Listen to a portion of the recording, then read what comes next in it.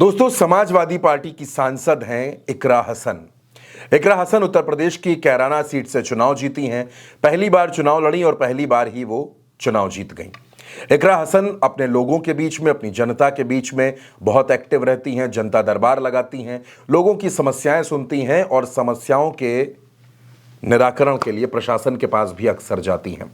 क्षेत्र की जनता का कोई भी काम हो, कोई भी कार्यक्रम हो, हर जगह इकरा हसन नजर आ जाती हैं। दोस्तों, आपको याद होगा इकरा हसन ने लोकसभा में खड़े होकर अपने क्षेत्र के लोगों के लिए एक मांग की थी।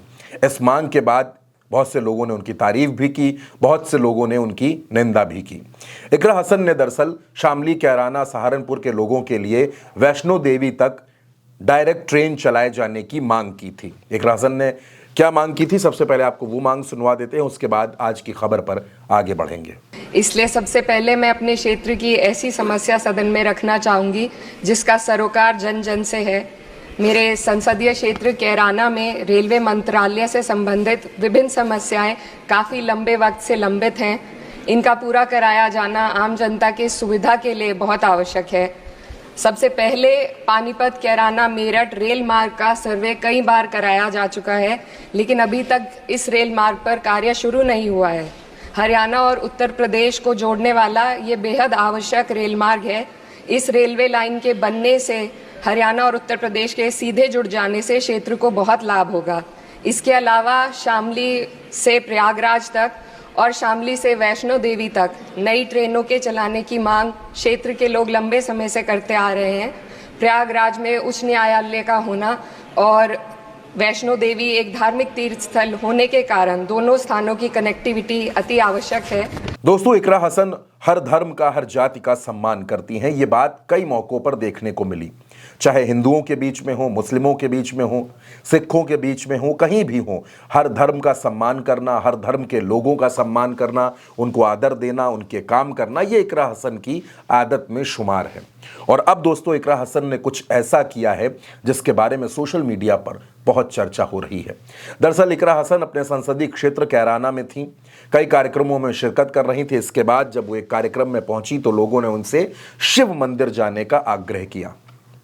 इकरा हसन ने उन लोगों की बात को फौरन माना और इकरा हसन शिव मंदिर के अंदर गई। बाकायदा इकरा हसन ने अपनी जूतियां बाहर उतारी, सिर पर दुपट्टा किया, उसके बाद वो शिव मंदिर के अंदर गई और शिव मंदिर के अंदर से वहां उन्होंने इबादत भी की और प्रसाद लेकर बाहर आई।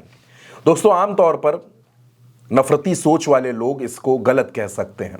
नफरती सोच वाले लोगों को इकरा हसन का यह कदम हो सकता है कि ना पसंद आए, लेकिन इकरा हसन महादेव मंदिर में जो देखने को मिल रहा है, मंदिर का नाम भी लिखा हुआ है, महादेव मंदिर में इकरा हसन पहुंची। ये शिव जी का मंदिर था। वहां जाकर इकरा हसन ने अपनी इबादत की और बाहर निकली, प्रसाद लेकर आई, क्योंकि क्षेत्र के लोगों का यह आग्रह था कि इकरा हसन को मंदिर चलना चाहिए और इकरा हसन गई। इसमें कहीं से हिंदू मुस्लिम का कोई बैरियर सामने नहीं आया। इकरा हसन ने यह दिखाया, यह बताया कि वाकई उन्होंने संविधान की शपथ ली है और किसी धर्म से पहले इकरा हसन एक इंसान है और इंसानियत जो सिखाती है इकरा हसन ने वही किया। दोस्तों, एक तरफ वो वैष्णो देवी के लिए ट्रेन चलाए जाने की मांग करती हैं, दूसरी तरफ भोलेनाथ के मंदिर में भी जाती हैं, कई मौकों पर देखा गया वो गुरुद्वारों में भी गई हैं। यानी इकरा हसन धर्म, जाति, संप्रदाय, मजहब, इन तमाम बंधनों से ऊपर है। एक पढ़ी लिखी महिला है, समझदार महिला है, सियासत को समझने वाली सोच रखती हैं। वो जानती हैं कि आपस में लड़ाने से कोई राजनीति बहुत लंबे वक्त तक नहीं चल सकती, इसलिए इकरा हसन कैराना के अंदर अपने लोगों को एक कर रही हैं। हिंदू, मुस्लिम, ये तमाम जो दीवारें हैं, ये तमाम जो बंधन हैं, इनको तोड़ रही हैं। इकरा हसन का ये कदम, बहुत से लोग इसकी तारीफ कर रहे हैं कि इकरा हसन ने एक जिम्मेदार जनप्रतिनिधि की भूमिका को भी अदा किया है और इकरा हसन ने यह बताया है कि उनके अंदर की सोच नफरती नहीं है। इकरा हसन सभी को साथ लेकर, सभी के काम करते हुए और हर चेहरे पर मुस्कान लाने की कोशिश करती हैं। दोस्तों, जब संसद में खड़े होकर इकरा हसन ने वैष्णो देवी के लिए ट्रेन चलाने की मांग की तो बहुत से लोग हैरान हो गए। तो बहुत से लोगों को लगा कि आखिर इकरा हसन पहली बार सांसद बनी है और पहली बार सांसद बनकर जब उनको पहली बार बोलने का मौका मिल रहा है तो आखिर वो क्या मांग रही हैं। इकरा हसन ने वैष्णो देवी में आस्था रखने वाले लोगों के लिए ट्रेन की मांग की और इसके बाद उन्होंने जो लड़कियों के लिए डिग्री कॉलेज मांगा वो भी मां शाकंभरी देवी के नाम पर मांगा। यानी जाहिर है दोस्तों, एक दो नहीं तमाम घटनाएं ऐसी हैं जब इकरा हसन ने यह बताया कि उनकी सोच कहीं से भी नफरती नहीं है, कहीं से भी वो किसी दूसरे धर्म का, किसी दूसरी जाति का बुरा नहीं सोच सकती। आज की तारीख में पश्चिमी उत्तर प्रदेश में इकरा हसन समाजवादी पार्टी का बड़ा चेहरा बनती जा रही है। इकरा हसन की लोकप्रियता लगातार बढ़ती जा रही है। दोस्तों, कुछ इसी अंदाज में सियासत इकरा हसन के पिता, इकरा हसन के वालिद मरहूम मुनव्वर हसन की भी थी। वो भी हर किसी को अपने साथ लेकर चलते थे, हर किसी के बारे में सोचते थे। जाति, धर्म, मजहब जैसी कोई दीवार उनकी सियासत के भी आड़े कभी नहीं आई।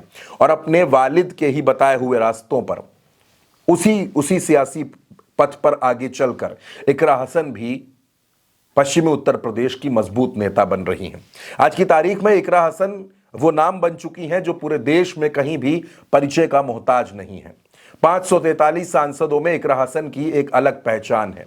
30 साल की उम्र में सांसद बनने वाली इकरा हसन आज हिंदुस्तान में जाना पहचाना नाम बन चुकी हैं। और जिस अंदाज में वो राजनीति कर रही हैं, जिस अंदाज में हर किसी से जुड़ रही हैं, समाज के सभी वर्गों को अपने साथ लेकर चलने का काम कर रही हैं, जाहिर सी बात है दोस्तों कि आने वाले वक्त में इकरा हसन की लोकप्रियता में और भी ज्यादा इजाफा होगा।